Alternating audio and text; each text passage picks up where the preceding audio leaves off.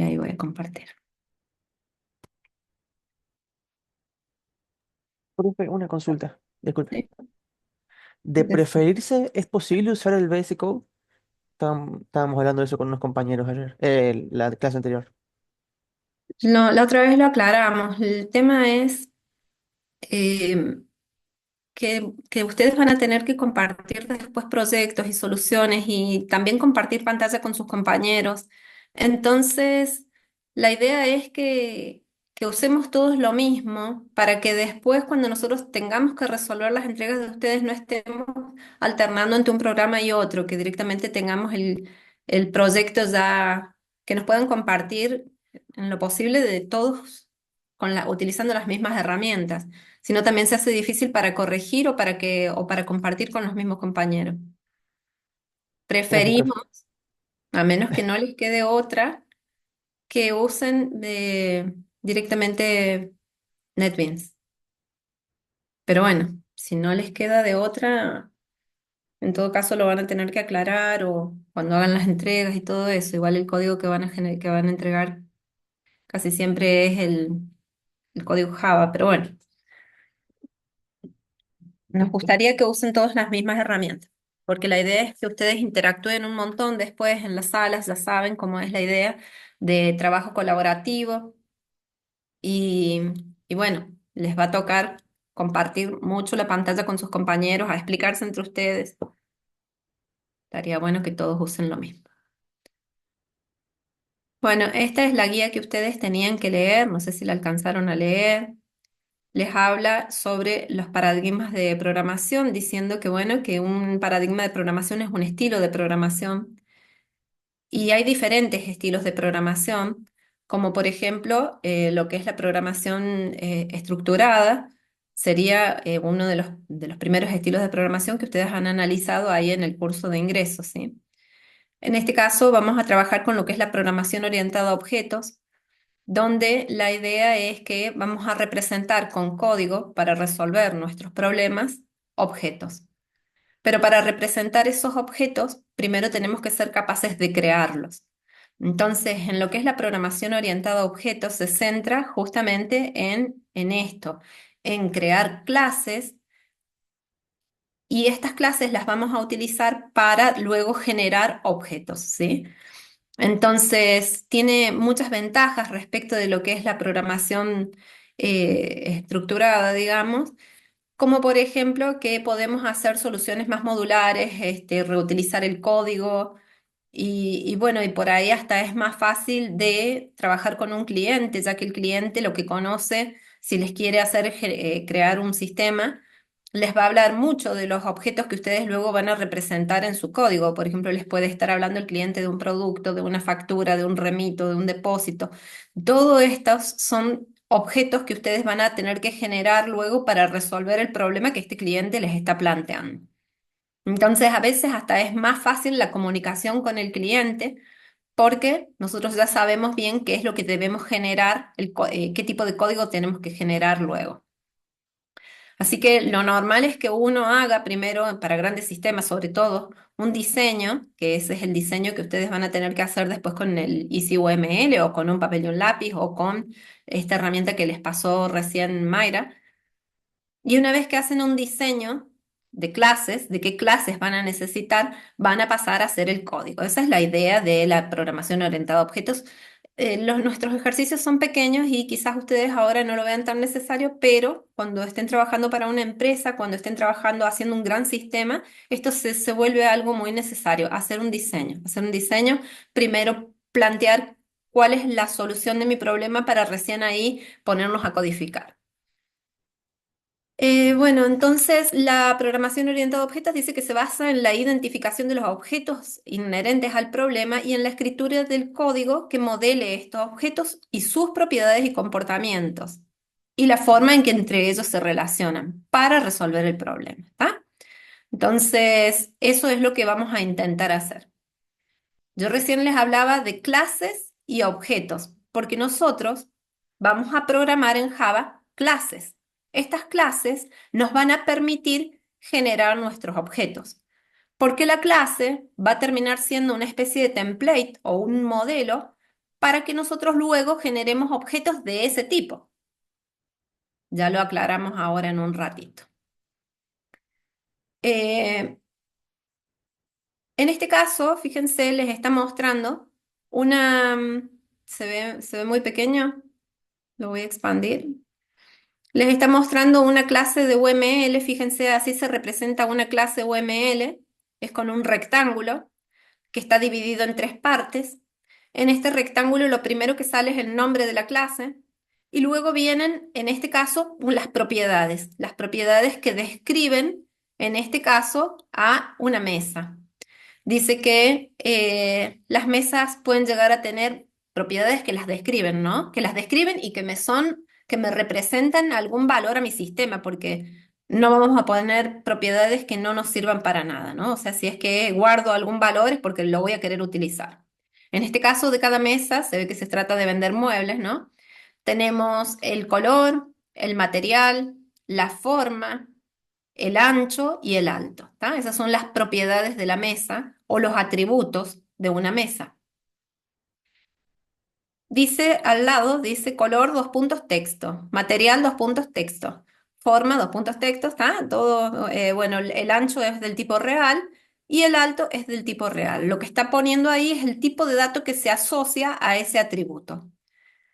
Suena a algo parecido a las variables que ustedes definían en la programación estructurada, ¿sí? Entonces es como que ahora les vamos a llamar atributos, porque a su vez, por ahí no se nota mucho acá, pero tienen un signito menos al lado de color, comienza la línea con el signo menos, color, dos puntos, el tipo de datos, ¿tá? O sea, color es el nombre del atributo, el signo menos lo que está diciendo es que es un atributo privado del objeto.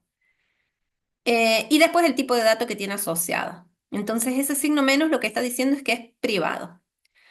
En la último rectángulo que tiene este gran rectángulo vendrían a ir los métodos. En los métodos normalmente van los comportamientos asociados a esa mesa. Podría ser que tuviera métodos que tuvieran que ver con cómo obtener esos atributos privados, a los que les llamamos métodos getters y setters. Decime, Kevin. Profe, no me quedó bien en claro la diferencia cuando aclaramos que es privado y cuando es público. ¿Cuál Bueno. sería? Hay unas propiedades que tienen que ver con el encapsulamiento de los objetos que hacen que muchos objetos sean difíciles de modificar desde afuera desde otros objetos que los estén utilizando, ¿está bien? O por cualquier otro programador. Solamente se van a poder modificar estos atributos a través de unos métodos que sí que pueden llegar a ser públicos, que muchas veces son públicos, ¿está? Entonces, supongamos que en vez de una mesa nosotros tuviéramos un objeto que sea la cuenta corriente. Y en la cuenta corriente como atributos yo dijera, bueno, mi cuenta corriente tiene un atributo saldo, ¿está bien? Y podría ser que tenga métodos como depositar dinero o que sea retirar dinero. Si cualquier persona desde fuera del objeto directamente modifica el salto o el monto disponible, digamos, que tiene el usuario, entonces tranquilamente cualquiera viene y le pone, no sé, 7 millones, yo quiero tener 7 millones en mi cuenta, voy y le cambio el, el atributo y con eso ya está. Entonces no debería ser modificable tan fácilmente por un usuario que sea externo. Es como que lo que es del atributo, los atributos de un objeto deberían ser privados y deberían respetar el encapsulamiento, ¿sí? Entonces, es como que solamente se debería permitir la modificación de esos atributos a, solamente a través de los métodos, que van a ser funciones y procedimientos. Los métodos son funciones y procedimientos y no a cualquier otro objeto, ¿está bien? Sino que ya vamos a ver que después los mismos objetos se comunican con otros objetos y hay que ver qué permisos nosotros otorgamos. Ya lo vamos a ver, no vamos a aprender todo en un mismo día, pero ya vamos a trabajar con el hecho de la visibilidad que se le da a los atributos, por ejemplo, Es o a como, los métodos, o a una clase también, porque una clase también tiene cierta visibilidad. Entonces, en un es- principio, lo que está bien es definir siempre los atributos como privados. Y los métodos, en general, puede haber métodos que sean privados, pero en general son públicos los métodos, ¿ah? La mayoría de los métodos. Es Eh, como que si es público, yo le doy el permiso a que lo cambie la otra persona. ¿Sería algo así? Queda accesible desde cualquier lugar. Ya ahora lo probamos en un ratito. Pero sí, no deberías permitir que cualquiera modifique los atributos de tu objeto. Solo lo que a vos te interese que se pueda modificar. Bien, acá hay otro UML más. Fíjense que tenemos varias clases que ya se empiezan a relacionar entre sí. Todo esto nosotros lo vamos a ir viendo luego en directamente en las clases más avanzadas, ya dentro de unos días. Pero si ustedes se fijan, acá tenemos varias clases, la clase cliente, la clase alquiler, la clase auto y la clase tarjeta de crédito, ¿tá? Entonces, como que tenemos distintos objetos que se relacionan entre sí. Por ejemplo, un auto y un cliente se relacionan a través de un contrato de alquiler, supongamos, ¿no? Y el cliente puede llegar a pagar con una tarjeta de crédito, puede llegar a tener una tarjeta de crédito, ¿sí? Entonces, de esto se van a tratar un poco nuestros programas.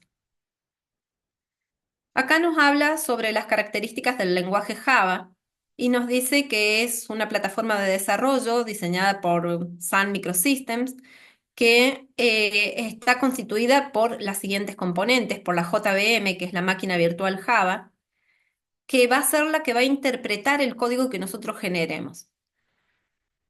Miren, Java una de las ventajas que tiene es que independientemente de la plataforma donde nosotros estemos programando, por ejemplo, yo en mi casa tengo Linux, muchos de ustedes usan Linux, otros usan Sun, otros usan diferentes sistemas operativos, ¿está? Sin embargo, todos vamos a programar y nuestros archivos, nuestras clases, van a tener una extensión .java. Así que independientemente del sistema operativo que nosotros utilicemos, si nosotros instalamos una máquina virtual Java para el sistema operativo que nosotros estemos utilizando, esa máquina virtual Java va a ser la encargada de interpretar el código y que realmente se pueda ejecutar independientemente de la plataforma.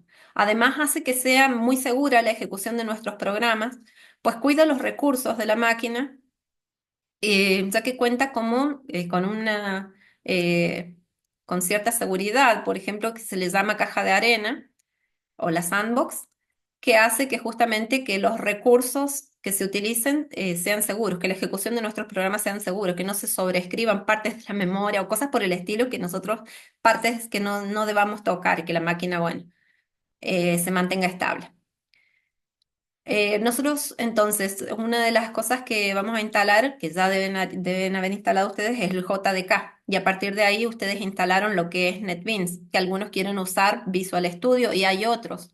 Está Eclipse, está bien, hay otras APIs. La API, lo que es la interfaz de aplicaciones de programación, que nos permite de manera fácil a nosotros programar. Porque tranquilamente podríamos estar haciéndolo con un bloc de texto. O sea, yo tranquilamente agarro un bloc de texto, me pongo a hacer el código de mi clase Java y la ejecuto directamente usando el JDK. Y no instalo ningún programa que sea pesado ni nada. Pero me pierdo de muchas ventajas que esto me ofrece, porque estos programas como NetBeans me ofrecen ciertas facilidades. Por ejemplo, me van a corregir si yo cometo errores en la codificación, me van a... eh, tiene una intelligence que nos permite completar las instrucciones de manera más sencilla, me van a permitir crear un proyecto más organizado y bueno, nos ayuda bastante lo que es la API de Java, que sería lo que es el NetBeans. Incluso tienen este otro tipo de plugins como lo que es el EasyUML, que hasta nos permite generar código de manera automática, cosa que les repito, no nos interesa que ustedes hagan. Decía Emiliano. Le hago una consulta. ¿Quiere decir que NetBeans tiene la posibilidad de agregarle extensiones? ¿Se le pueden agregar extensiones? Justamente sí, una de las cosas que nosotros les hemos dejado allí, que instalen un plugin para generar, que se llama EasyOML, que instala una serie de plugins para que ustedes puedan agregar extensiones. Sí. Bien, fíjense cómo cómo trabaja este compilador, porque si bien el código de Java es interpretado, quiere decir que se va ejecutando instrucción a instrucción. También es un lenguaje que se le llama híbrido, porque por un lado compila, pero no del todo. Luego ese archivo compilado, precompilado, va a ser, es el que finalmente es interpretado por la JVM o la máquina virtual, ¿no? Entonces, nosotros generamos clases que van a terminar con una extensión .java, por ejemplo, persona.java o cuenta corriente.java, digamos, auto.java, esos van a ser los nombres de nuestras clases, ¿sí? Entonces, van a tener una extensión .java. Este es el archivo que yo digo que hasta lo podemos hacer con un documento de texto. Pero nuestro compilador de Java lo que hace va a hacer ciertas verificaciones y lo va a traducir a un lenguaje que se llama bytecode, que lo que hace es como que genera ciertas instrucciones en binario, eh, y bueno, hace como una precompilación. Luego ese archivo es el que la máquina virtual, que va a ser independiente del sistema operativo con el que estemos trabajando, va a ir interpretando instrucción a instrucción para ir ejecutando las instrucciones como se debe, ¿no? Em, los archivos fuente en Java tienen siempre el mismo formato. Tienen primero que nada la declaración del paquete. El paquete no es más que la carpeta que está organizando nuestras clases. Pues en un gran proyecto podemos llegar a tener muchas clases Java, pero las tenemos que organizar de alguna manera. Entonces, lo típico es que se generen paquetes y dentro de estos paquetes nosotros vamos almacenando nuestras clases Java. Entonces, normalmente lo que lleva la primera instrucción de una clase es en qué paquete se encuentra. Luego viene una declaración, ciertas declaraciones de importaciones. Esto tiene que ver con que yo les decía hace un rato, Java tiene muchas ventajas, la programación orientada a objetos tiene muchas ventajas, como por ejemplo que nos permiten reutilizar código. Entonces, muchas veces nos encontramos con que hay código que ya alguien generó y que nosotros lo reutilizamos. Entonces, normalmente ponemos allí que importamos tal clase de alguna biblioteca, seguramente hay ciertas clases que ya están disponibles en una biblioteca, las importamos y las utilizamos. O posiblemente nosotros mismos generamos clases y las pusimos en otros paquetes pero las queremos utilizar, entonces muchas veces las tenemos que importar, explicándole a Java que, bueno, que las vamos a usar y que están en tal paquete. Luego viene esto que dice acá, que es el modificador. Acá diríamos nosotros si la clase es pública, privada, si directamente está por default. Muchas veces ese modificador puede llegar a no estar y que directamente diga class y el nombre de mi clase. ¿Ah? Entonces, acá, por ejemplo, si usamos el NetBeans, nos va a decir, automáticamente nos genera la clase como pública, luego viene la palabra class y luego va el nombre de la clase. El nombre de la clase siempre debería ser en mayúscula. Eso es importante que se lo graben, es una buena práctica de programación. No es obligatorio, pero es importante que ustedes se acuerden que los nombres de las clases van con mayúscula, empiezan con mayúscula. Es una convención que les permite a ustedes luego identificar de qué estamos hablando. Si estoy hablando de una clase, de un objeto, de un atributo, está bien, porque el resto, excepto el nombre de la clase que va con mayúscula, el resto lo ponemos todo con minúscula. Los nombres de los atributos deberían ser con minúscula, los constructores con... El constructor, bueno, es un método muy especial, que se tiene que llamar exactamente igual que la clase. Así que el constructor va a comenzar con mayúscula igual que la clase, pero el resto de los métodos con minúscula. En todo caso, lo que se usa es un sistema de nombrado que se llama camel case, que es que cada vez que le agregamos una palabra, le agregamos una mayúscula a la palabra que sigue. Supongamos que mi método se llame eh, calcular, calcular oferta. Entonces yo voy a escribir calcular con minúscula y la palabra oferta, porque obviamente el nombre del método es una única palabra. Entonces calcular con minúscula, oferta comenzaría con mayúscula. ¿Ah? Entonces ese es el sistema camel case que permite que en todo caso que los nombres comiencen con minúscula, pero a medida que agregamos palabras van con mayúscula. Ya nos vamos a ir amigando con lo que es la sintaxis. Las instrucciones terminan siempre con un punto y coma y los bloques se determinan usando llaves. Bueno, vamos a ir arrancando con lo que es la estructura del programa, pero directamente esa parte la vamos a mirar con NetBeans. Yo acá tengo mi NetBeans. Ups, siempre me pasa esto. Bueno, voy a comenzar un nuevo proyecto. Para comenzar un nuevo proyecto hacemos así, File, New Project.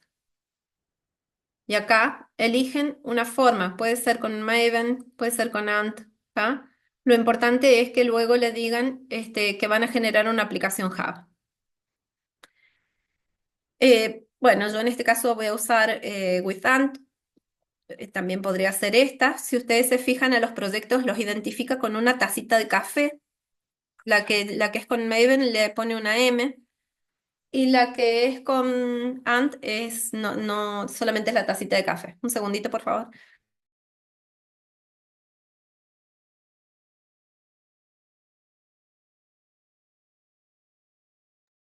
Profe, ¿le puedo hacer una consulta? Sí. ¿Cómo hago para borrar los proyectos de la fila de la mano izquierda?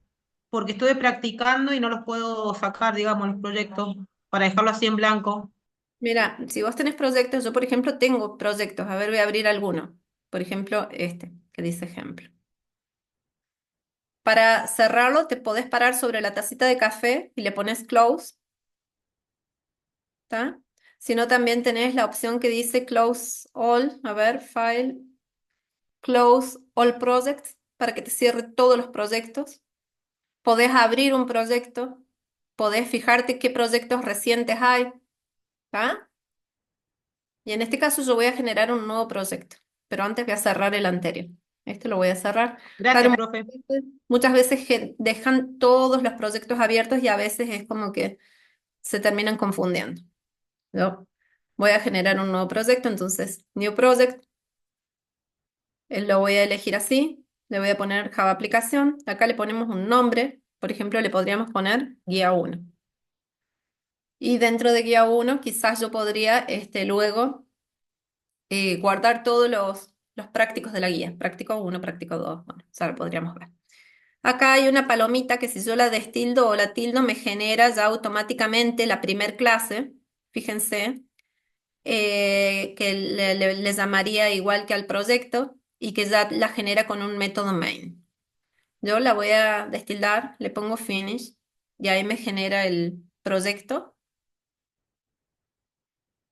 Acá está el proyecto, tiene bueno, la tacita de café que representa el nombre del proyecto, que se llama Guía 1. Y acá me dice Source Package. Los packages, ya habíamos hablado de que era la forma que encontrábamos nosotros de organizar las clases en Java. En este caso me aparece un único paquete que está en gris, es un cubo que está en gris, y está en gris porque no tiene nada adentro. Después aparece acá una carpeta más que dice librerías. Por ahora no la vamos a tocar. Lo que podemos hacer es generar nuevos paquetes. Para generar un nuevo paquete le ponemos new Java Package. Los paquetes simplemente van a ser carpetas donde yo agrupo clases. Por ejemplo, yo le podría poner, bueno, práctico 1. Práctico 1.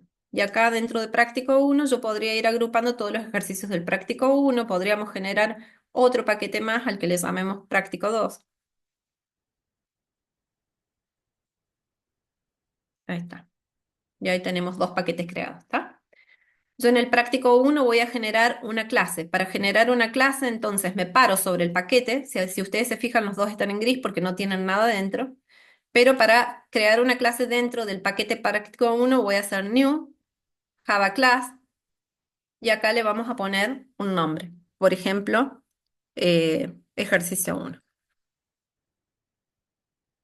Ejercicio 1. Si ustedes se fijan, entonces el nombre de la clase está con mayúscula. Me dice que lo que está dentro del proyecto Guía 1 y que está dentro del paquete práctico 1. Y fíjense que me dice acá dónde está. está dentro de la carpeta Mariel, dentro de NetBeans Project, dentro de Guía 1, el proyecto se llama Guía 1. Dentro de ese proyecto hay una carpeta Source y dentro de Source está un paquete que se llama, esta es otra carpeta más, Práctico 1, y dentro de la carpeta Práctico 1 está el ejercicio 1.java, ¿está? Le ponemos Finish.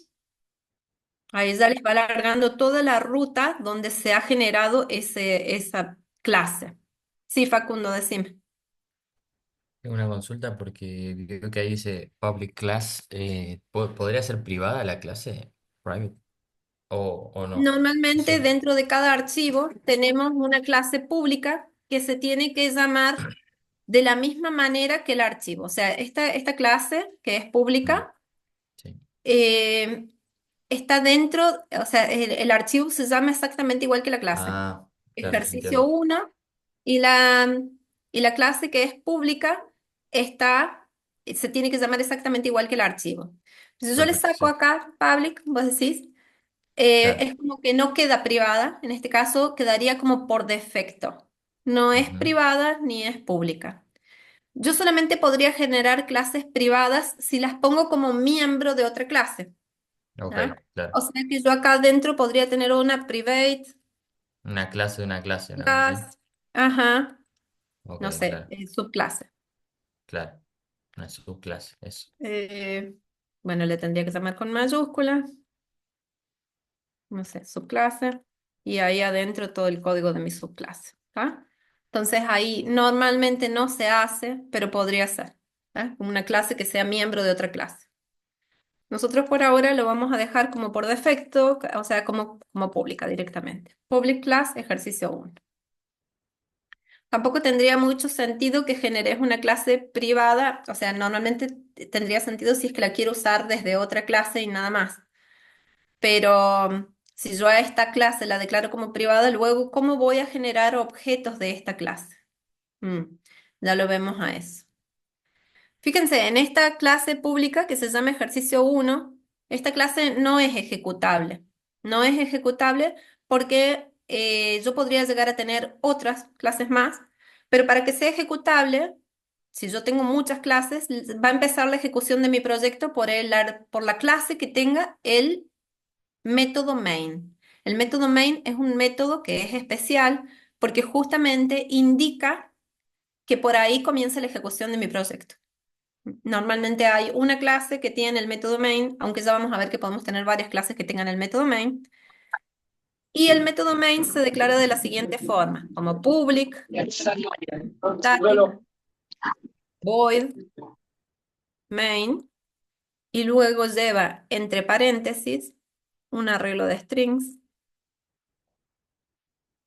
que se llama args, normalmente. Le podríamos haber llamado de otra manera. ¿Tá? Profe, ahí el caso de string siempre tiene que comenzar con mayúscula o la aclaración que hagamos si es entero o lo que sea, siempre empieza con mayúscula. No, vos decís para declarar variables. Sí, sí. No, ya vamos a ver que hay unas clases especiales y hay unas clases que son, que se les llama primitivas, o sea, unos tipos de datos primitivos y unos tipos de datos que son envoltorios, referenciales. Ya vamos a hablar de todo eso. Este es el método main. Si ustedes se fijan, después de generar el método main, acá se me puso como un triangulito verde. Mi clase, que recién no tenía este triangulito verde, no sé si se alcanza a ver bien, pero antes no lo tenía y ahora tiene un triangulito verde que indica que mi clase es ejecutable. Y es ejecutable porque tiene este método main. Yo voy a generar otra clase más acá. New Java class. A esta otra clase le voy a llamar persona o auto. Tengo mi clase auto, le pongo mayúscula porque es una clase. Acá está la clase auto, que si ustedes se fijan, difiere de la clase ejercicio 1. Este es ejercicio 1, esta es la clase auto. Auto, acá estoy sacando los comentarios, ahora vamos a hablar de los comentarios. Auto es una clase que no tiene el método main, mientras que ejercicio 1 tiene el método main. Y por lo tanto acá me las marca a las clases como que son diferentes. Ejercicio 1 tiene un triangulito que indica que la clase es ejecutable. Yo todo lo que escriba dentro de mi clase o sea, las instrucciones van a estar dentro de algún método, en este caso están dentro del método main. Si yo quiero, por ejemplo, escribir el hola mundo famoso, lo tendría que escribir, pero dentro de donde se puede ejecutar. ¿Dónde se puede ejecutar? Desde el método main. ¿Ah? Podría también tener dentro de otros métodos instrucciones, pero si quiero que me muestre ya un cartel, va a tener que estar la instrucción dentro del método main. Decime, Facundo. Yo mientras tanto voy preparando Es mi... decir, Tengo que enchufar la compra.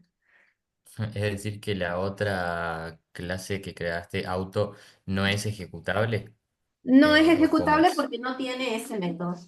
Perfecto, claro, Pero se entiendo. puede igualmente, o sea, desde la clase de ejercicio uno se puede llamar a la clase auto para que la Sí. ejecute, que es esta que tiene el método main, ¿o no? Claro, yo luego puedo generar un auto dentro de mi clase de ejercicio uno. Ya lo vamos a hacer. Decime, Facundo. Perdón, Ah, ya es. perdón, se me quedó levantado así, perdón. Está bien.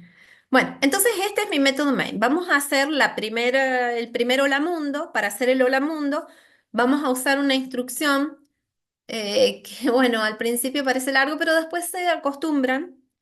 Para imprimir cualquier cosa, un cartel acá en las consolas de Java, se tiene que usar la siguiente instrucción, que dice system.out.println. Entonces, para hacerlo cortito, yo escribo south, así, y sin tocar espacio ni nada, presiono la tecla Tab. Esto hace que se escriba automáticamente. ¿Tá? Fíjense cómo acá ya me muestra que system es una clase. ¿Cómo me doy cuenta que es una clase? Porque está con mayúscula.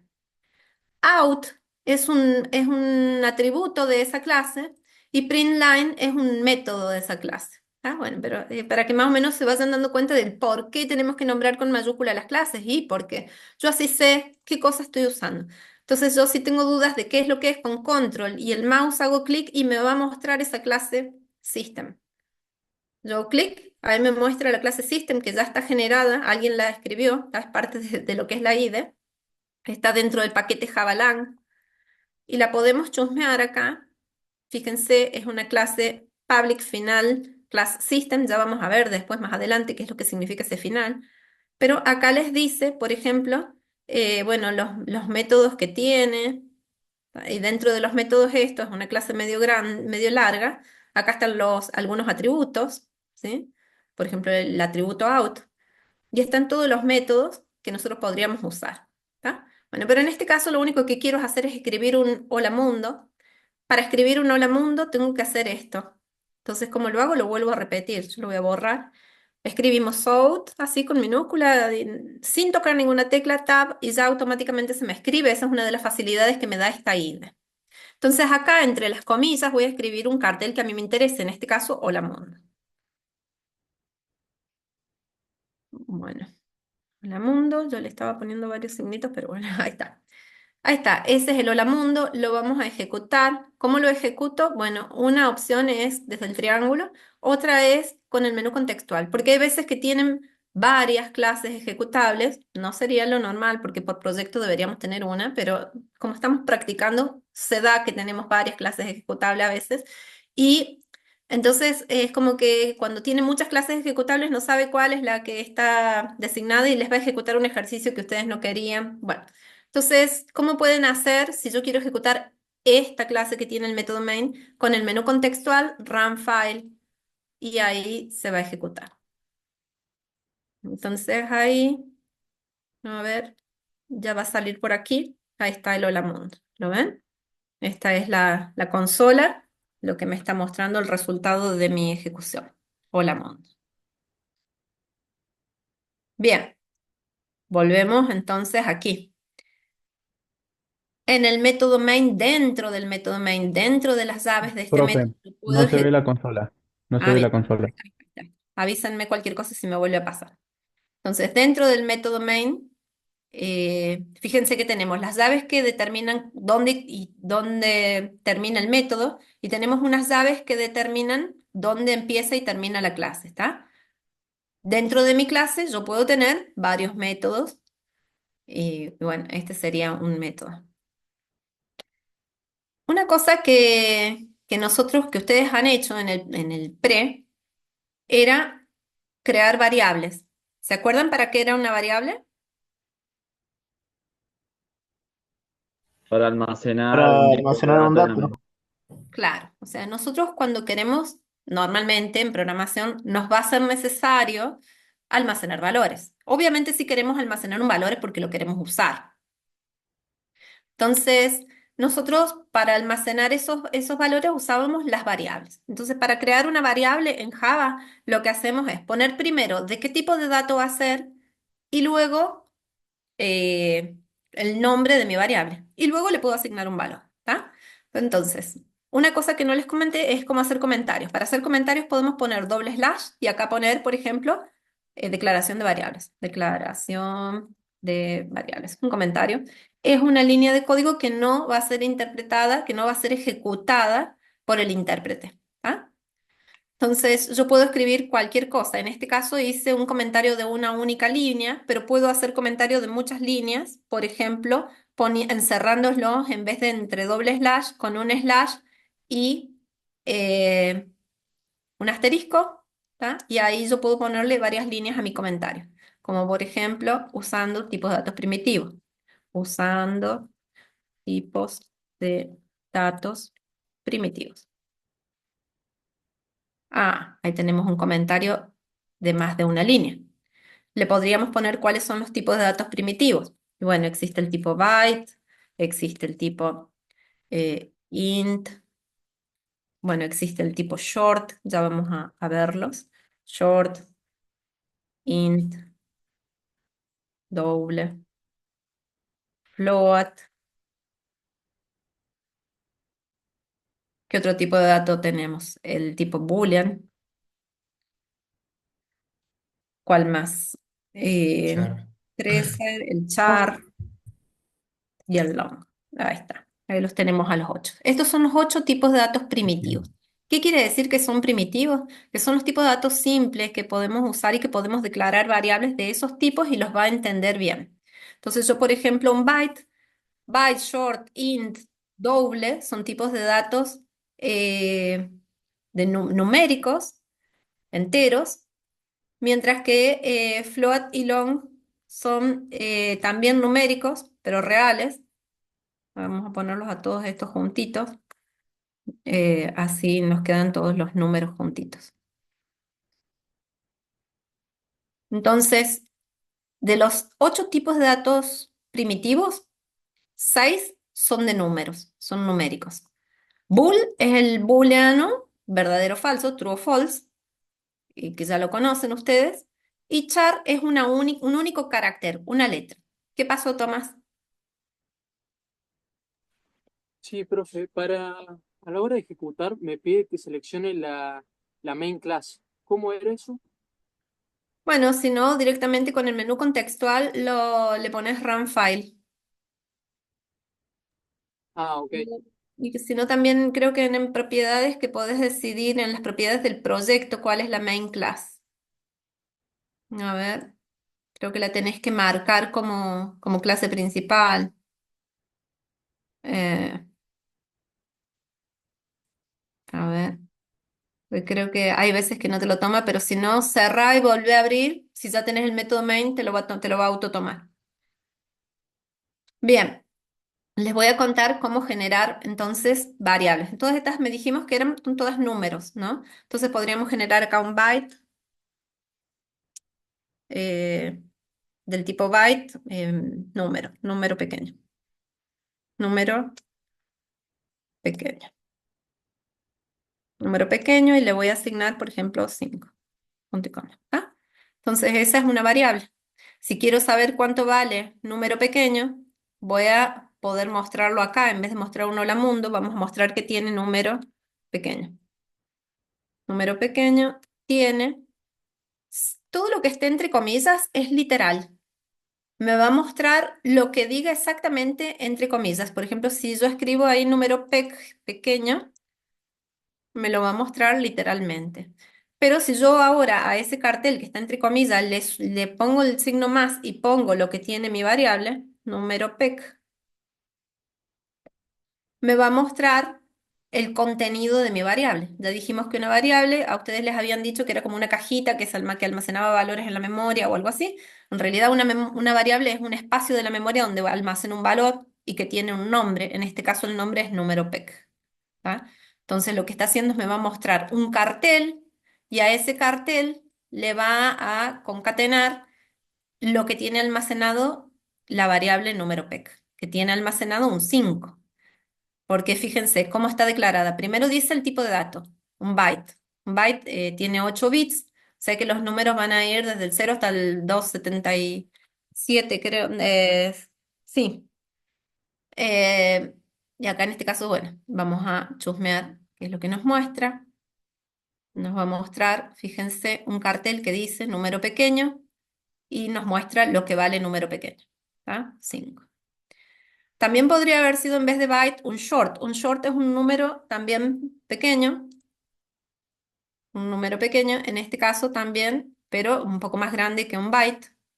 Puede almacenar números más grandes. Lo ejecutamos y bueno, ahí me almacena un 5. ¿Tá? Le podríamos haber almacenado, cambiado el valor. Ahora decimos que número PEC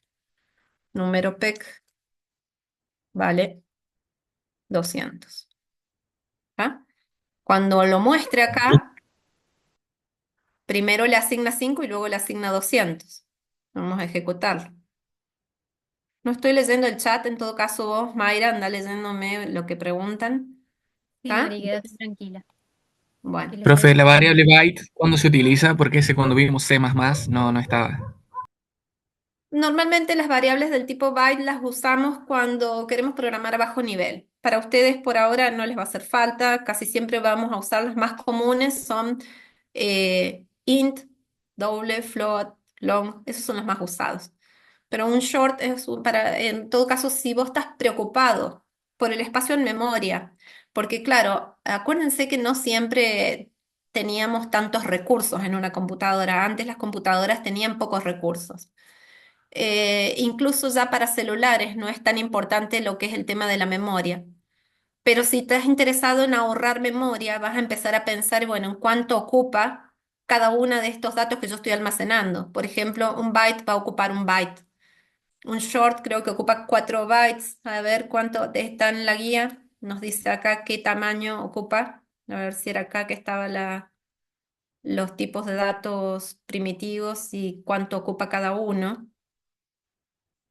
Si no, ya después los busco. Miren, acá está. Un byte ocupa 8 bits, o sea, un byte. ¿Tá? Un bit es la mínima unidad de memoria.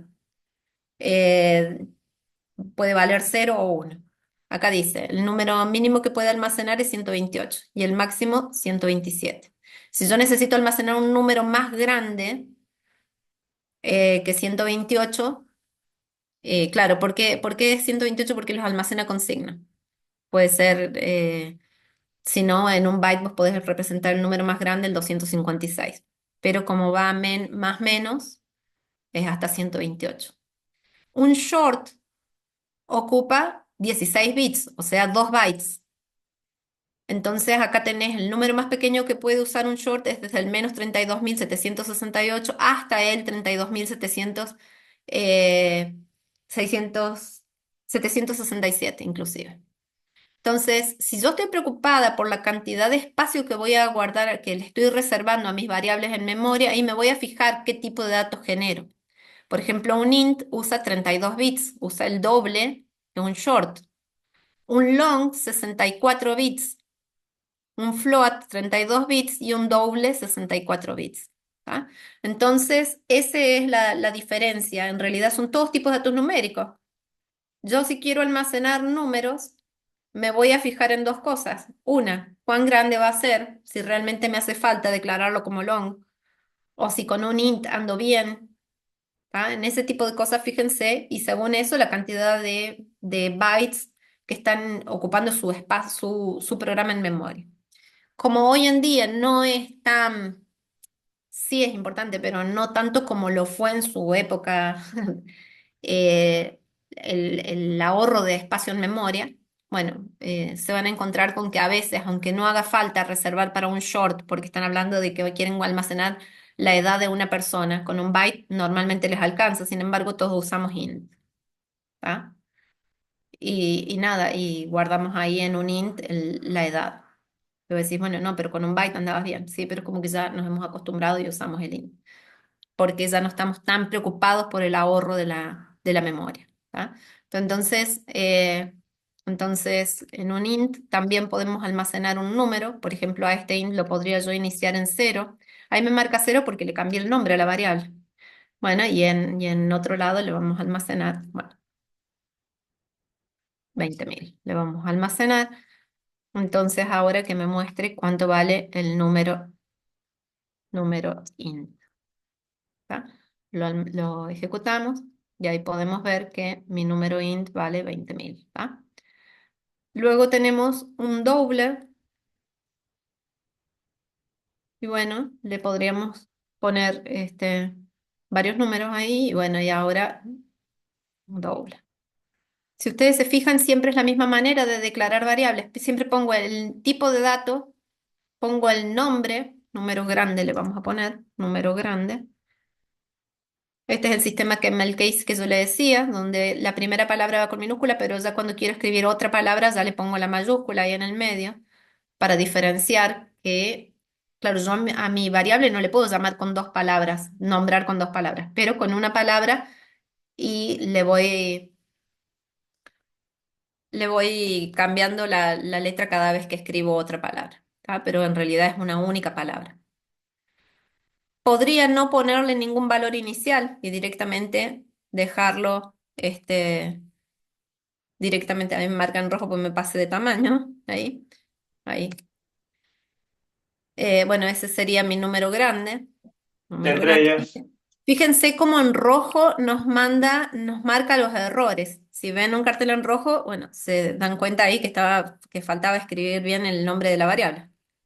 ¿Cómo me decís? Bueno, ahí ejecutamos y me dice que número grande vale y me lo muestra con este formato. ¿Tá? Bueno, también podríamos haber declarado un número flotante, por ejemplo, un precio, y decir que el precio, por ejemplo, de algo, vale 2,50. Y acá vamos a mostrar precio. Entonces lo ejecutamos y ahí tenemos un número flotante. Si yo le pongo a mi número flotante un 2, entonces vamos a ver cómo lo imprime. Me dice 2,0. Si ustedes se fijan es porque lo está tratando como un flotante. Bueno, como un doble. No le puse float. Float. Eh, no tiene el package con el mismo nombre. No sé qué problema están teniendo. Ahí me fijo. Número float. Y bueno, el long era para entero grande. Bueno. Pero así los van usando, ¿no? Si ustedes quieren declarar, por ejemplo, un bool, un boolean, boolean, ay, boolean, boolean, podemos declarar una variable que se llame bandera y, bueno, acá mostrar que vale bandera. Bandera. Bandera no tiene asignado ningún valor. Podría yo asignarle un valor acá, directamente igual, true, y que me muestre cuánto vale bandera. Acá, bandera. Bandera vale y que me muestra lo que vale bandera. ¿Tá? Entonces lo ejecutamos. Bandera vale true. Abajo podríamos decir, bueno, a bandera le asignamos false y que le cambie el valor. Me va a mostrar el último valor de bandera, o sea, me debería mostrar false. ¿Tá? Bueno, entonces los valores booleanos son muy importantes cuando estamos trabajando con condiciones. No sé quiénes tienen el micrófono. Mayra, ¿vos podés silenciarlo? Sí, sí, ahí está Mer. Gracias. Incluso le podríamos asignar el valor de otra variable que también sea booleana, ¿tá? Un carácter, un char, es un único carácter. Carácter. ¿Qué quiere decir esto? Que en realidad no podemos almacenar una palabra completa, pero sí podría almacenar un único carácter, como por ejemplo una arroba o una letra cualquiera. Carácter. Entonces, lo ponemos entre comillas simple. ¿Tá? Entonces, por ejemplo, en este caso el carácter vale una arroba. ¿Tá? Le podríamos poner acá otro carácter, por ejemplo, un numeral. ¿Y qué pasa si lo pones en comillas doble, no te lo toma? Si yo le pongo comilla doble, no, porque los caracteres van con comillas simples. Me va a largar error. Entonces, los caracteres van entre comillas simples y solamente puedo poner un carácter, no puedo poner así, pretender poner una palabra. ¿Tá? Por ahí sí hay caracteres especiales que ya los vamos a mirar ahora después, no sé si están ahí en la lista, que sí son como un código. ¿Tá?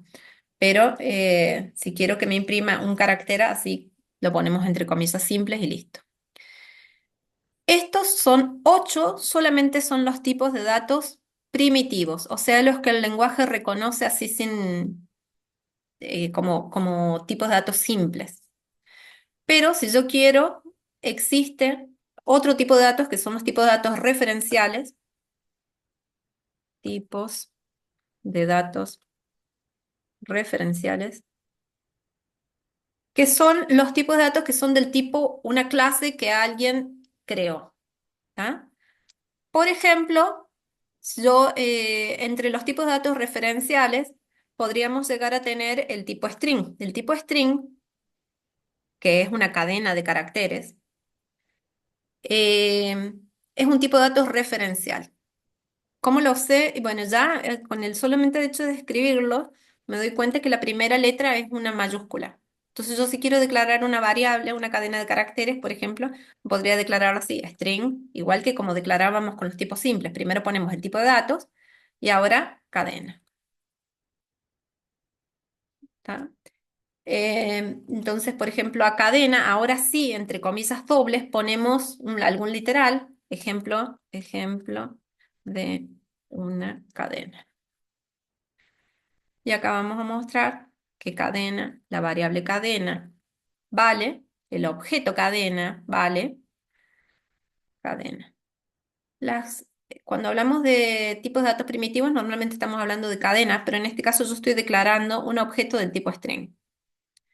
Y le estoy asignando una cadena de caracteres literal que se almacena entre comillas dobles. Entonces ahora vamos a mostrar cuánto vale esa cadena. Esto es un tipo de datos referencial, es una clase. String es una clase ya creada por alguien, está dentro de la biblioteca. Si yo para ver la clase presiono control, enter, clic con la tecla control y me va a mostrar cuál es el código de esa clase. Esta es la clase string. Si ustedes se fijan, es una clase, me doy cuenta que es una clase, empieza con mi mayúscula y bueno, tiene un montón de métodos, no solamente, o sea, que la implementan y que hacen eh, que nosotros la podamos usar y sin ni siquiera importarla, porque no tuvimos que importarla. No importamos las clases que están dentro del paquete Javalang, porque son clases que ya están, que son de mucho uso. Entonces, ya vamos a ver que para generar una, un objeto, nosotros usamos un método especial, o sea, le usamos la palabrita clave new, pero acá no la usé yo. Si bien estoy generando un objeto porque es del tipo de datos referencial, eh, bueno, ya vamos a ver que hay otras maneras de generar cadenas. A ver, lo veamos ahora. String, cadena 1. Otra forma de generar cadenas podría ser así. New, string, y acá podemos, entre comillitas, otra cadena.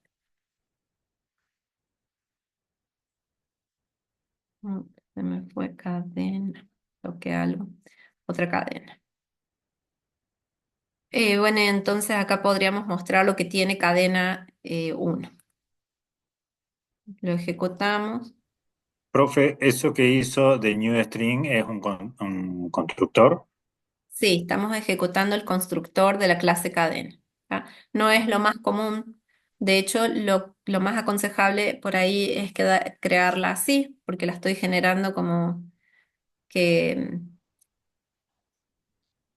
digamos, a ver, los strings, ya no los quiero marear con tantas cosas, pero se trabajan de una manera especial. De hecho, a la hora de comparar strings, ya vamos a ver que no los podemos comparar usando ciertos operadores típicos, sino que usamos un método especial para comparar strings y eso tiene toda una razón que la vamos a ver más adelante. Por ahora lo vamos a dejar así, como que hay distintas maneras de generar strings.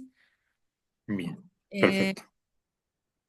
pero ya después lo vamos a aclarar en otro momento para no generarles confusión. Pero entonces vimos que para generar variables, lo primero que hacemos es poner de qué tipo es mi variable y luego ponemos un nombre elegido por nosotros a mi variable y luego en la misma línea yo le puedo asignar un valor de inicio y luego lo puedo cambiar a ese valor de inicio, ¿está? Bueno, un poco estos son los tipos más conocidos. Pero los tipos de datos referenciales, además de string, podrían ser otros tipos. Por ejemplo, un tipo de datos inventado por mí. Por ejemplo, el tipo de datos auto. Yo comencé diciendo que vamos a trabajar con el paradigma de la programación orientada a objeto y que vamos a pensar todo en términos de objetos para resolver problemas. ¿Qué tal si yo quiero, no sé, trabajo para una agencia de autos, ojalá, y quiero generar mi clase auto, porque, bueno, justamente necesitamos vender los autos. Entonces nosotros podríamos pensar que un auto es una clase y yo luego voy a generar variables del tipo auto, que acá las variables se les llaman objetos, ya cuando estamos hablando de tipos de datos referenciales, estamos pensando que vamos a generar un objeto, mientras que si estoy hablando de los tipos de datos primitivos, bueno, son variables normales y corrientitas. Pero un objeto es como una variable más compleja. ¿Por qué? Porque un objeto, ya dijimos recién, que tiene atributos y tiene métodos. Los atributos los definen, ¿sí? Se escucha con mucho eco. Sí, Mari, se activó un micrófono y lo silencié. Bueno, dijimos, la variable va a almacenar un tipo de dato simple, pero un objeto va a almacenar un tipo de dato un poco más complejo, porque los objetos se supone que van a disponer de atributos y de métodos, donde los atributos son las propiedades que los describen, mientras que los métodos vendrían a ser los comportamientos que nosotros les asignamos a esos objetos. Por ejemplo, de un auto podríamos decir que como atributos eh, le vamos a, bueno, se me escribió en cualquier lado, del tipo private, vamos a Los definir atributos siempre van en private, profe. eso. Es una buena práctica que los atributos sean privados. Entonces ustedes, ante la duda, privado. Los vamos a definir como privados. Ya vamos a ver igual una diferencia a la hora de ejecutarlo, cómo se vería el privado y el público, ¿no? Pero ahora voy a definir private y voy a decir que un auto tiene una marca, ¿se les llama? Yo me pongo a... Se le llama marca, private Sí, string, profe, Marx. string, Sí, sí. marca. Bueno, private string marca. A su vez también podría decir que tiene un modelo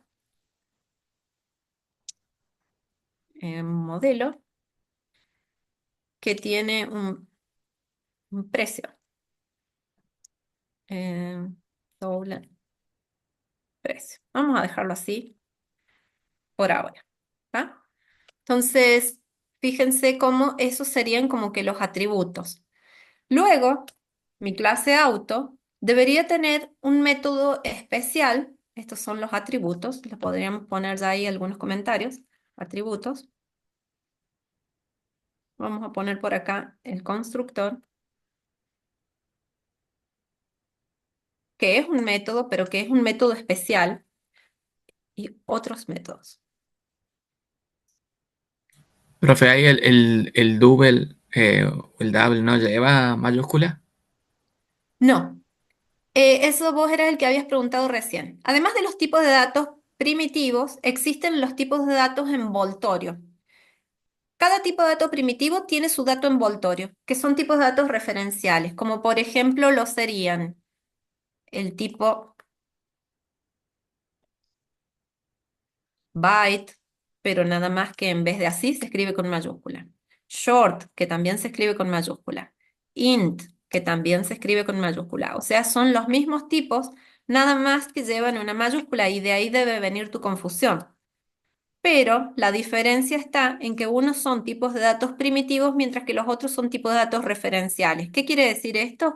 Que estas son clases que nosotros podemos utilizar y que nos van a permitir trabajar esos tipos de datos simples como si fueran tipos de datos referenciales con ciertas ventajas y usando ciertos métodos y comportamientos que nos hacen, que nos facilitan la vida a la hora de programar.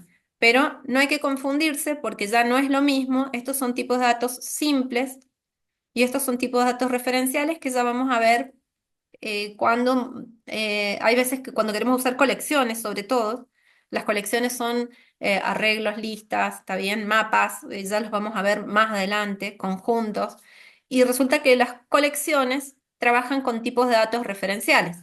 Y entonces, si yo quiero almacenar estas cosas, voy a tener que usar estas clases en vez de estas. Pero eso es más avanzado. Por ahora quédense con que los tipos de datos primitivos son así, con minúscula. Y los tipos de datos referenciales existen también, pero los vamos a ver más adelante. Son unos tipos de datos, unas clases que se les llama como envoltorios, porque me permiten trabajar esos tipos de datos primitivos como, como objetos. ¿Ah? Pero no es lo mismo. Bueno, entonces el constructor, dijimos, es un método especial porque tiene una función especial. ¿Cuál es la función del constructor? Es la de dar memoria a mi objeto, al objeto, y lo vamos a poner en mayúscula, inicializa los atributos. El constructor es un método especial porque tiene esta doble función. Le asigna memoria a mi objeto, cualquiera que yo esté tratando de crear, y por otro lado, le da un valor de inicio a estos atributos. Supongamos que yo quiero crear un auto. Yo puedo, bueno, acá les voy a enseñar a generar código de manera automática, pero ya en un ratito. ¿Cómo genero el constructor? El constructor siempre es público, public, se llama exactamente como la clase, auto. Tiene una parte donde irían los parámetros, si es que los tiene, y luego tiene una parte donde va el código. En este caso es un constructor vacío, no tiene nada, no tiene atributos, no tiene instrucciones dentro del bloque de instrucciones.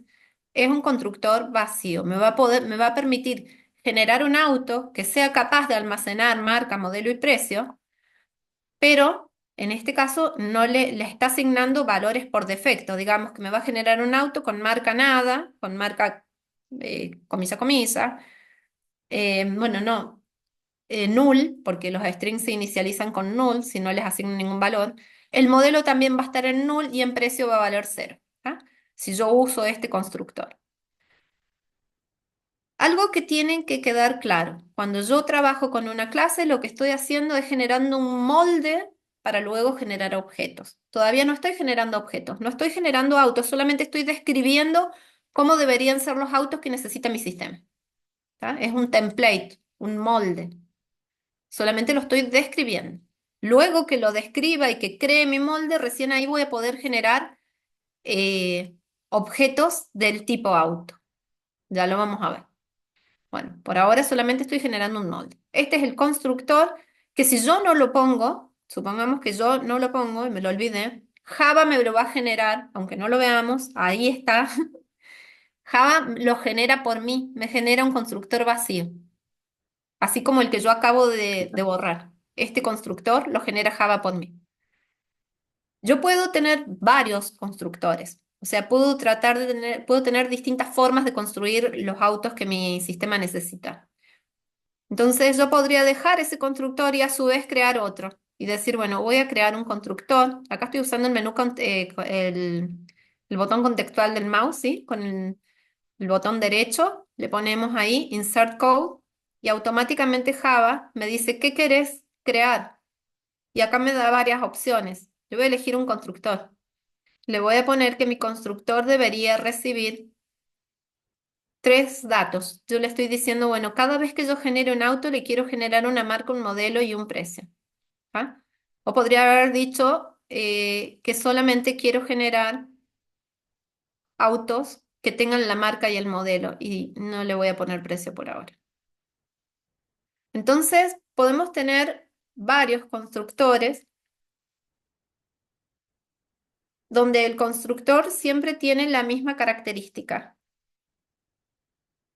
Es público, no tiene tipo de retorno, no hay un tipo de retorno, ya vamos a ver cómo en los métodos que nosotros tenemos siempre tienen un tipo de retorno, aunque no tengan tipo de retorno, va una palabrita que dice que no retorna nada. Entonces siempre va, si es público, el nombre del constructor siempre tiene que ser exactamente como el de la clase, porque si yo lo pongo con minúsculas, por ejemplo, auto, no lo toma como constructor, no lo entiende, ¿ah? Entonces, digamos, si lo pongo así con minúsculas, como que se queja, fíjense que se queja porque me dice, ni siquiera le pusiste tipo de retorno. Ahí está, ahí ya no se va a quejar. Pero ya no lo toma como constructor, que es un método especial. Entonces acá tengo tres constructores. Esto se llama sobrecarga de los métodos. Quiere decir que estos métodos son tres métodos que se llaman exactamente igual, pero difieren en sus parámetros. Bien. Otros métodos. ¿Qué podría llegar a ser mi auto? Podría llegar, vamos a suponer dos métodos tontos, uno que sea acelerar y uno que sea frenar. ¿Ah? Entonces vamos a generar dos métodos, public, void, acelerar, acelerar, así se llama mi método. No recibe no recibe ningún parámetro y lo que va a hacer es va a acelerar. Y podríamos ponerle acá autoacelerando. ¿Ah? Y vamos a hacer otro método más que sea frenar.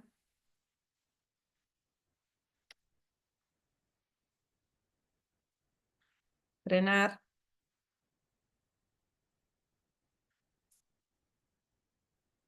Y que lo que haría diría autofrenado. Profe, ¿cómo hizo para que Java le cree automáticamente recién que apretó? No me Bien, acuerdo que lo apretó hicimos y... así. Con el menú contextual le pusimos ahí insert code, constructor. Ah, bien. Y otros métodos que ya se los muestro ahora en un ratito. ¿Ah? Pero por ahora tenemos estos dos. Tenemos unos métodos para crear autos. Tenemos auto con el constructor vacío, uno que utiliza tres, que me inicializa los tres atributos, uno que me inicializa los dos atributos. Podría tener uno que me inicialice un solo atributo. Todo eso lo decide el programador. ¿Mm? Pero vamos a ver cuál es la diferencia entre un método y otro. Ya tenemos con esto ya podemos empezar. Eh, Fíjense cómo hacemos, cómo hago yo. Ya tengo creado un molde para crear autos. Una clase, ¿está bien? Sí, la primera instrucción, package y el nombre del paquete. Luego viene public class y el nombre de mi clase. Luego vienen las llaves que delimitan el código de la clase. Y luego vienen los atributos y luego vienen los métodos. En este caso tenemos constructores y dos métodos más. Entonces yo ahora, para generar objetos del tipo auto, lo hago como cuando generé variables normales. ¿Cómo hacía? Primero ponía el tipo de dato, por ejemplo, auto, A, A1. Eso es un auto. Ya lo declaré. Está declarado. Es como que eh, lo declaré, pero no lo puedo usar. Yo no puedo decirle A1 punto algo. Si yo le digo a uno punto acelerar, seguramente me va a largar algún error en tiempo de ejecución. ¿Por qué? Porque este auto A1 no tiene memoria asignada. Porque yo les dije recién, bueno, cuando ustedes crean un constructor, el constructor tiene dos funciones. Las funciones son la de darle memoria e inicializar los atributos. Resulta que este auto A1 no tiene memoria asignada. ¿Por qué? Porque no ejecuté el constructor. Al no ejecutar el constructor, la variable existe, el objeto existe, pero no tiene memoria. Si no tiene memoria, me marca acá en rojo y me dice la variable podría haber sido no inicializada. ¿Tá? Yo le podría haber inicializado así con null, decirle, bueno, la variable no me va a alargar el cartel en rojo, pero me va a saltar una excepción. Me va a decir, ¿cómo voy a acelerar el auto? A ver, vamos a ver. Lo vamos a ejecutar. Miren. Que me dice, me salta este error que a ustedes les va a salir. Me dice que A1 es nulo, no tiene memoria, no tiene... Yo sí o sí, para poder utilizar mi auto, lo tendría que ejecutar el constructor. Entonces yo podría decirle acá, new auto. ¿Qué estoy haciendo en esta instrucción? Le estoy asignando memoria al auto y le estoy dando valor de inicio a los atributos. Si bien los atributos van a tener, mi auto A1 no tiene una marca, un modelo asignado, ni siquiera tiene un precio, pero sí lo puedo acelerar, por como yo lo programé. Me dice auto acelerando. Entonces me dicen ustedes, ay, ¿cómo hago yo para cambiarles el valor a la marca, al modelo y al precio? Porque son privados. Si yo digo A1 punto, A1 punto, A1 es el nombre del objeto, ¿no? Punto, me dice todo lo que yo puedo hacer con ese objeto. Me salen dos métodos en negrita, que son los que realmente yo creé, y otros que los hereda. Ya vamos a ver que Java todo trabaja con una jerarquía de herencia. Pero los dos métodos en negrita son los que yo creé. Me dice que puedo acelerar y que puedo frenar. Nada más. ¿Por qué? Porque como públicos yo tengo todo esto, pero los atributos son privados. No tengo manera de modificarlos a menos que yo hubiera generado este auto ya eh, con algunos valores, como por ejemplo el decir, bueno, marca Chevrolet, no, ¿cuál es? Toyota, modelo Corolla, no sé cuánto sale, no sé, 20 millones, ni idea cuánto sale. Ah, 23, 23, profe, Ah, el un más auto nuevo. barato, 23 más millones por nuevo. ahí Vamos a Depende si lo ponerlo, quiere full o lo quiere básico. Eh, lo vamos a poner el, en... Y no el sé, gama yo más me tiro baja, a un corto. el Toyota gama más baja está a $25.000, profe. Bueno, vamos a ponerlo así. Pero ¿cómo hago para ver qué valores tiene? O sea, en realidad yo sí acá estoy ejecutando este constructor, el que tiene tres atributos, este, porque le pusimos marca, y modelo y precio. Pero también podríamos haber dicho, bueno, no me acuerdo del valor, entonces le pongo solamente la marca y el modelo. En el caso de que le ponga un solo valor, ¿en qué constructor lo pondrían? ¿El que tiene tres Nada, atributos o en el que me tiene va dos a dar atributos? error porque no existe el constructor con un solo valor, mira. Me dice, no existe. Puedo Ah, usar. claro, entonces sí o sí lo va a depender de cada atributo, de cuántos Es que atributos vos tenga el constructor. hiciste, si vos no lo hiciste, y bueno, te va a alargar el error. Si vos hiciste muchos constructores, uno que no te reciba nada, uno que te reciba tres, uno que te reciba dos y uno que te reciba uno, vas a poder usar siempre, obviamente, teniendo en cuenta que los atributos tienen que coincidir en el orden. Yo no podría haber usado el de tres valores pero haber puesto primero el precio y luego la marca y el modelo. ¿Por qué? Y por qué no, porque está esperando, estos serían como que los argumentos, me va a dar error. Está esperando que se ejecute el constructor y que yo respete el orden de los atributos, de los parámetros. Estos se llaman parámetros, ¿sí? Y en este caso, yo le estoy pasando argumentos. Los argumentos luego van a ser los parámetros van a tomar los valores que estos argumentos le están pasando. Es como que en realidad se va a generar allá una copia de esos valores y a marca le va a asignar Toyota, por modelo va a venir Corolla y por precio van a venir los 23 millones, no sé. ¿Qué pasó, Patricio? Decime. Tengo una consulta con respecto a esto. Y podríamos, por ejemplo, poner las comillas vacías como para decirle que sí, está el string, pero no completar el espacio. No, todo lo que son los strings siempre van entre comillas dobles, ¿tá? Todos los literales van entre comillas dobles, si no te va a largar error.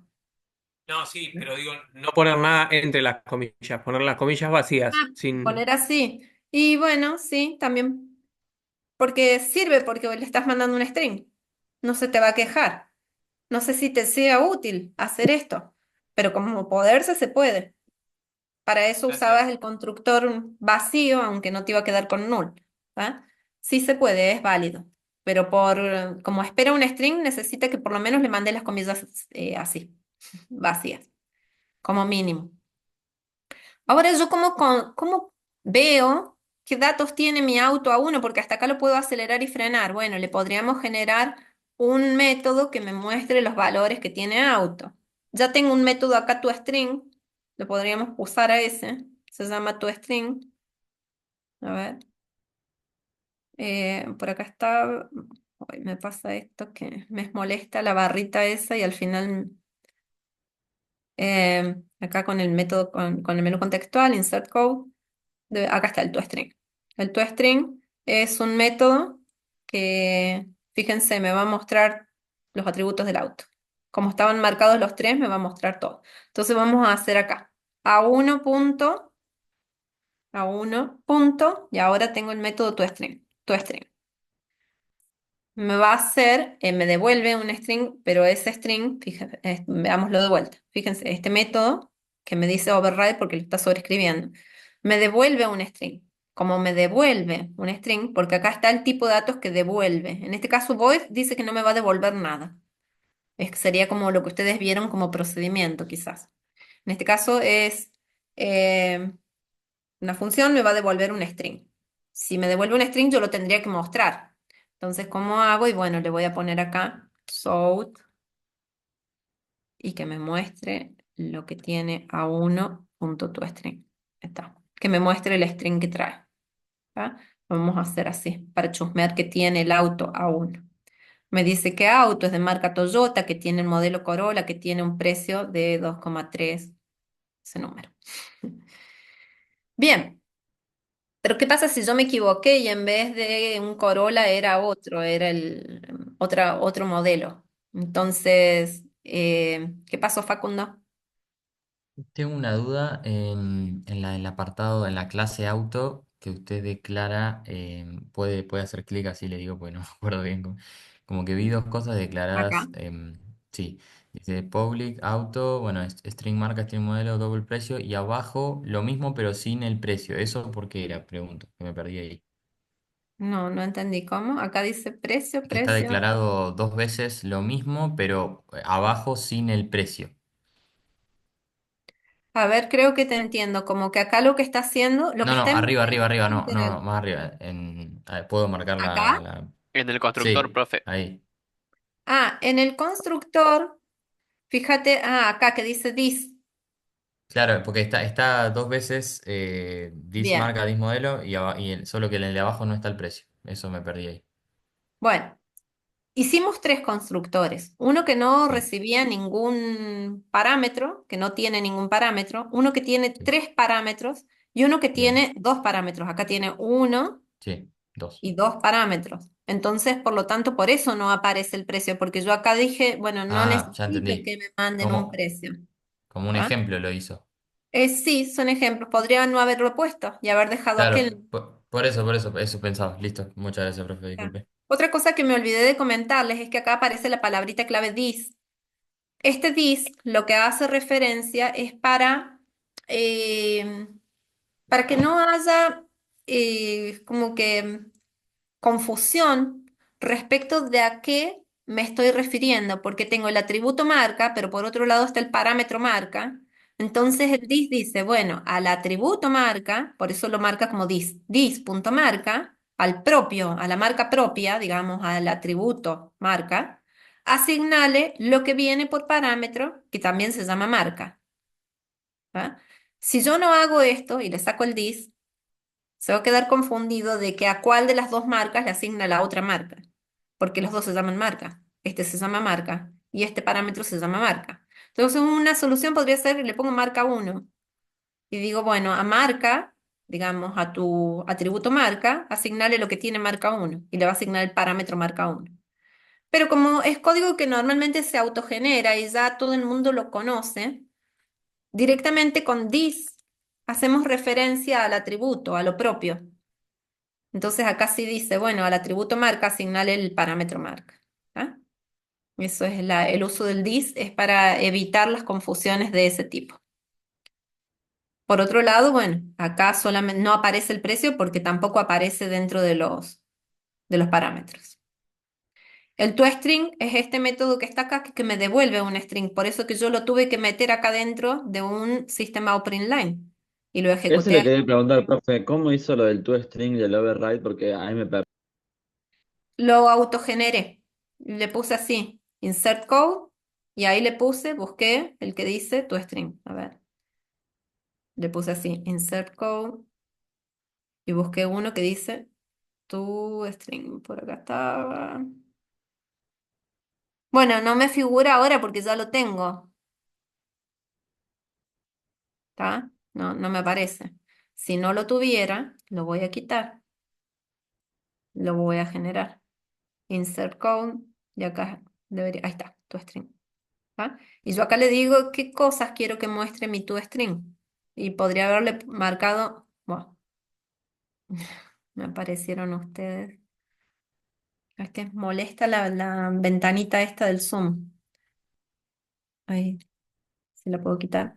Podría haber tildado que el toString solamente me muestre la marca. ¿Ah? Yo le tildo lo que necesito. Ah, muchas gracias, profe, no había entendido eso. También podríamos haber nosotros, este es el que me genera él, pero podríamos haber hecho que uno que en vez de que me devuelva un string no me devuelva nada, que se llamara mostrar info, y que en vez de retornar, que hiciera un sought acá mismo. Sought, mostrame toda esta información. Mm, a ver, bueno, eh, vamos a ver, le estoy diciendo. Hace un sistema line de auto que tenga marca, el modelo y el precio. Y Profe, le quedó la llave ahí después del auto, esto, este, más arriba. y era una comilla además, una comilla Mm, además. ¿Ah? Porque ahí, esto es lo que tiene la I, de que te ayuda con, vos marcas el paréntesis donde abre, te tiene que decir dónde cierra. Esta llave abre ahí, bueno, cierra acá, ahí está. Eh, Lo que pasa es que, bueno, por ahí como que estamos concatenando demasiados strings, pero O sea, el override me sirve para no tener que estar haciendo el public void, mostrar info, para no hacer todo eso, lo hago fácil con el insert code y el toString. claro, porque es Es un una forma método de típico agilizar el proceso de código. claro, es un método típico el de mostrar todos los datos de tu objeto, entonces podés reutilizarlo o crear el tuyo. Entonces, en ese caso, si yo creo el mío, en vez de llamar a a1.toString, le podría decir a1.mostrar info. Y ya no lo pongo dentro de un sistema line porque no devuelve nada. El otro sí devolvía un string, este devuelve un void, no devuelve, un void es como no devolver nada. ¿Ah? Entonces ahí me debería mostrar la información. Me dice que el auto es Toyota Corolla precio. Hasta acá lo que estamos pudiendo hacer es crear objetos del tipo auto de distintas maneras. Lo podemos hacer acelerar, lo podemos hacer frenar. Podemos mostrar su información. Vamos acá a hacerlo frenar a 1 punto frenar. Le vamos a decir a 1 punto. Si yo quiero usar cualquier cosa del objeto, la uso a través del nombre del objeto. El objeto se llama A1. acelerar. ¿Tá? Le hice mostrar la información que se acelere y que frene. Ejecutamos, autofrenado, autoacelerando. ¿Tá? Primero frenó y luego aceleró. Pero ¿qué pasa si yo le quiero cambiar información a a los atributos? Y acá viene lo de atributo privado, público, lo que hablábamos. Fíjense si yo lo pongo como público. Public. Le voy a cambiar ahí. Esto no es una buena práctica de programación, ponerlo como público, pero lo estamos poniendo como público. Entonces yo ahora cuando ponga A1 punto, miren, me aparece el atributo marca. Marca. Entonces yo acá le puedo poner, no sé, Chevrolet.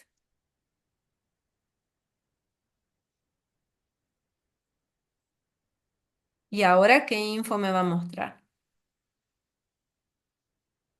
Me dice que es Hola. Chevrolet, Corolla, precio tanto. ¿Y si hubiera sido la información de la cuenta de un cliente o datos del DNI de un cliente y se lo cambié así de libre?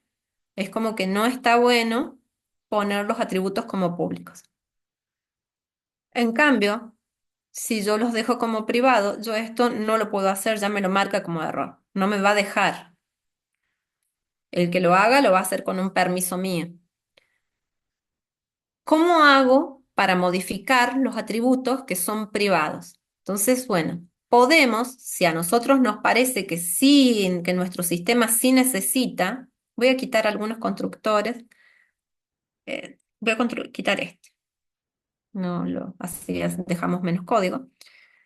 Em, ¿Cómo haríamos si yo quisiera modificar los atributos privados? Lo que se usan son unos métodos que se llaman getters y setters. Esos métodos me van a permitir los getters obtener datos y los setters setear datos, modificar datos. ¿Qué datos? Los que son privados. Por ejemplo, yo podría declarar un set marca. Entonces, public,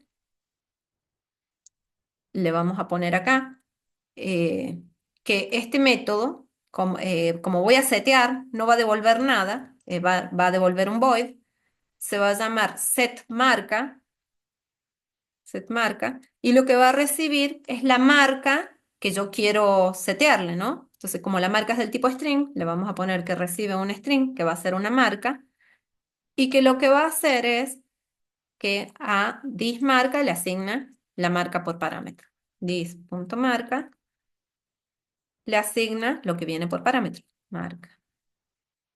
Entonces ahora yo sí le puedo modificar la marca al auto. Entonces yo ahora, en vez de hacer a uno punto marca, tendría que hacer a1 punto set marca. Y acá le cambiamos a la marca Chevrolet. ¿Tá? Entonces lo grabamos, ejecutamos y bueno, sí, me dice que es un Chevrolet. ¿Tá? Sigue siendo un Corolla. No tengo forma de cambiarle Corolla. ¿Por qué? Porque hasta acá lo único que tengo es un set marca. Pero si yo quisiera modificar también el modelo, tendría que hacer un set para modelo. Entonces acá lo ¿Y, vamos a cambiar, lo y cómo copio, entonces el Jetter? ¿Para qué sería el Jetter? modelo, ya va, ya lo vamos a eso, modelo. Entonces, ¿qué vamos a hacer? Que reciba un modelo y que cambie el modelo por el modelo nuevo. Entonces ahí estoy permitiendo modificar los atributos. Entonces acá también le vamos a decir a 1.setModelo y acá le vamos a cambiar a Prisma. Bueno, no sé qué pasó acá. Prisma. Entonces ya permití cambiar la marca y el modelo. Entonces, es un Chevrolet, es un Prisma. Por más que cuando lo creé como Toyota Corolla, después le cambié la marca y el modelo. ¿Cómo hice? A través de los métodos setters. ¿Por qué tuve que usar un método set? Porque los atributos son privados. Yo no tengo forma de modificar el precio. ¿Por qué? Porque no hay un set precio. Entonces va a haber veces, no siempre es necesario el método set. Porque si se tratara sobre el DNI del cliente o ciertos datos, el quill, no sé, se generan una vez y ya queda, no deberías vos. O sea, depende, ¿no? O sea, hay datos que no quiero que se modifiquen. El número de motor, el número de chasis, deberían ser datos que se graban de fábrica y luego ya no hace falta que alguien los esté modificando. ¿Tá? Entonces, no, a ese tipo de atributos no se le genera un set. Sí se le puede generar un get. El get es para obtener datos. ¿Cómo hacemos los getters? Para hacer el getter lo declaramos también como public. Le vamos a poner que devuelve algo. Entonces ahora no devuelve un void, sino que va a devolver, por ejemplo, un string. Como va a devolver una string, le vamos a llamar get y lo que me va a devolver, por ejemplo, marca. No recibe ningún parámetro porque no le voy a asignar un valor, sino que solamente quiero obtenerlo. Y tiene un return marca. Marca. Fíjense que acá no usé el this. No me hizo falta porque no hay un parámetro que me esté haciendo dar una confusión de que a qué marca quiero devolver. Es obvio que estoy tratando de devolver la única que conoce porque este parámetro solamente existe dentro del método. No tiene alcance fuera del método esta marca. Entonces no hay confusión. Esta marca es obvio que es el atributo. Hay quienes le ponen acá el this y lo dejan así dis.marca. No hace falta. No hace falta porque no hay una confusión, no hay una ambigüedad que yo quiera evitar. ¿Tá? Ahí con ese método que es un get, estamos obteniendo un string que me va a devolver la marca de ese auto. Entonces, ¿cómo hacemos? Bueno, antes de setearle una nueva marca, voy acá a mostrar a 1 punto. Pero como me devuelve un string, volvemos a lo mismo. Fíjense, el get me está devolviendo un string. Si me devuelve algo, yo lo tengo que mostrar. O se lo asigno a una variable o lo muestro. Entonces lo vamos a poner dentro de un south. Que vamos a mostrar acá la marca. Y le voy a poner acá que me muestre a 1.getMarca. ¿Ah? El getter. Entonces con el getter estoy chusmeando, por así decirlo, el atributo marca de mi objeto auto. De mi objeto auto a 1. ¿Tá? Y me dice que la marca es Toyota. Después cambió a Chevrolet, porque la cambié después. ¿Tá? Pero en un ¿Y principio, cómo sería para que el usuario ingrese por teclado? bueno, ya lo vamos a ver más adelante. Van a tener que declarar un escáner. Por ahora no se apuren porque ya con lo que estamos viendo hoy ya es un montón. Ya lo vamos a ver. Ya lo vamos a ver. Eh, Así que por ahora no se apuren, pero hay que declarar un objeto del tipo escáner. ¿Qué pasó, Matías? Profe, yo tengo una duda sobre a la hora de utilizar los get y los setter. Yo ya hice los ejercicios, pero yo en la mayoría de los ejercicios le agregué el get y el setter a todos. En caso de que no se ocupe para cambiar el valor a mi atributo, no hace falta ocupar los set. Eso es lo que quería Bueno, preguntar. por eso yo te digo que hay quienes hacen código por hacer y directamente le ponen getter y setter a todo. Entonces dicen, bueno, por las dudas que lo vaya a necesitar, le clavo getter y setter a todo, hacemos así y generamos. ¿Ah? ¿Vieron cómo lo hice? Ahí, generar, insert code, getter and setter son los métodos típicos, tildo sobre qué atributos quiero hacer el getter y el setter y me lo genera por mí. Genera todos los getters y los setters, son métodos típicos. Como les digo, no es que siempre, siempre, siempre necesitemos usar el getter y el setter. Ustedes se van a tener que fijar para eso, son programadores y van a tener que decidir cuándo sí y cuándo no. Si fuera el chasis y el motor, como les digo, yo no le haría el set, porque solamente se lo asignás en el constructor la primera vez que creaste el objeto y listo. Después no lo cambias más. Sería como que te hace que tu programa sea más susceptible a los errores. ¿Ah? Bueno, ahí generamos un auto a 1, pero podríamos haber generado otro auto y así podríamos haber generado muchos autos. Por ejemplo, auto a 2 y que este auto sea el auto a 2 un Chevrolet Corsa. No sé si el Corsa es de Chevrolet. Bueno, ahí tenemos dos autos, pero podríamos haber generado dos. Fíjense que son dos objetos diferentes. ¿Son del mismo tipo? ¿Son del tipo auto? Sí, son de la misma clase. Pero son objetos diferentes. Entonces luego yo podría mostrar el que yo quiera, hacer frenar el que yo quiera. Podemos tener varios objetos y cada objeto tiene su propia identidad. ¿Qué quiere decir que tiene su propia identidad? Y que cada objeto eh, tiene un estado diferente, digamos. Tengo el auto A1, el auto A2, el auto A3, este es de Renault.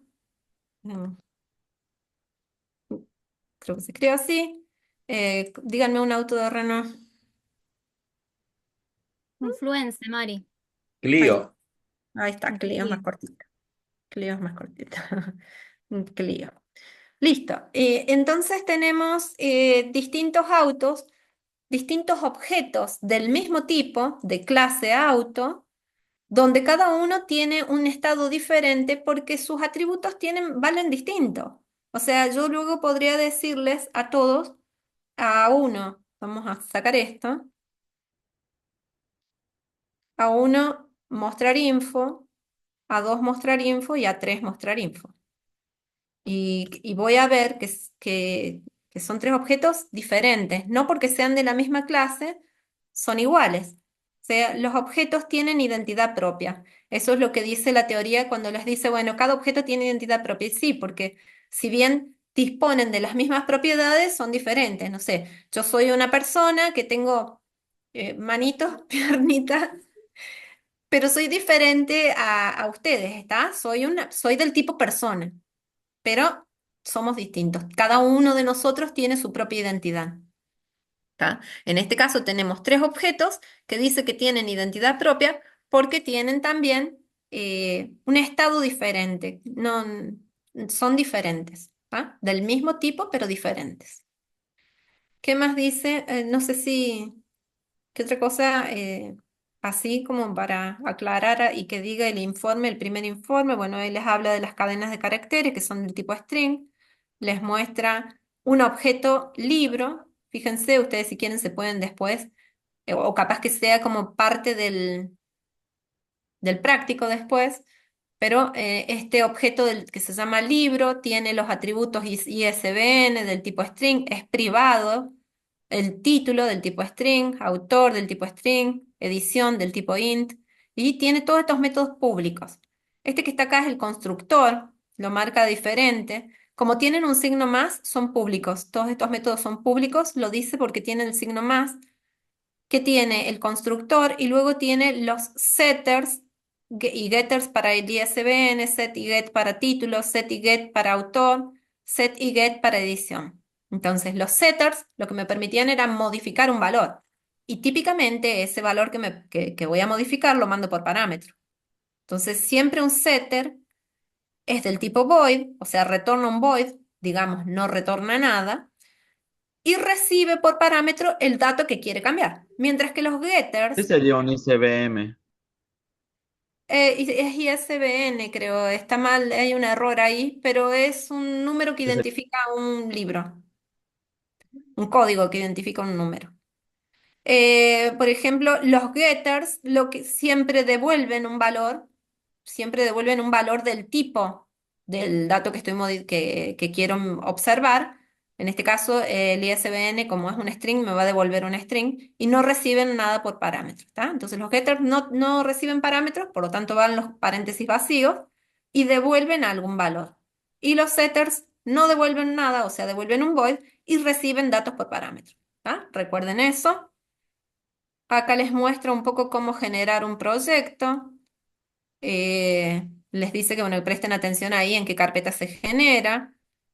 Acá les muestra que el proyecto tiene una tacita de café, los paquetes tienen un cubo amarillo si es que tiene clases adentro o gris si es que está vacío, y las clases terminan con extensión .java. ¿Tá? ¿Qué más les dice acá? Cómo generar una nueva clase. Por ejemplo, está generando la clase libro, ustedes después la pueden replicar. ¿Qué más hay en este? Bueno, y ahí termina. Fíjense que después les muestra cómo ejecutar. Y por ahora nos vamos a quedar con esto. Así no lo hacemos tan larga la explicación. ¿Se entendió? ¿Hay alguna duda que me quieran consultar?